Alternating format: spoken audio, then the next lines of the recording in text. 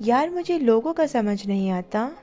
ایک ٹائم تو وہ آپ کو ایسا فیل کراتے ہیں جیسے آپ ان کے لیے سب کچھ ہو، اور دوسرے ہی پل وہ آپ کو ایسا اگنور کرتا ہے جیسے آپ ان کے لائف میں میٹر ہی نہیں کرتے۔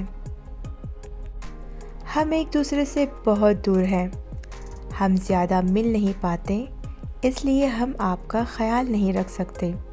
سو پلیز میری ریکویسٹ ہے تم سے کہ تم اپنا خیال رکھا کرو، بیکاز میں تمہارے لیے بہت فکر مند رہتا ہوں اور تم میرے لیے بہت امپورٹنٹ ہو۔ اتنا دوریاں کیوں ہے؟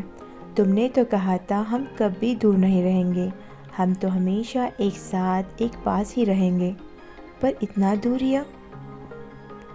اب یہ دوریاں اور نہیں سہا جاتا، بس اس دوریاں کو کم کر دو، بس تھوڑا سا۔ ہر وقت تمہاری یادوں میں کھوئی رہتی ہوں، کیا تم بھی مجھے یاد کرتے ہو؟ تم تو نہیں کرتے ہوں گے، پر میں کرتی ہوں۔ وہ کیوں پوچھو؟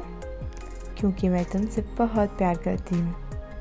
جو لوگ پیار کرتے ہیں نا، ان کے لیے ہر وقت ہر ٹائم بہت کم پڑتا ہے۔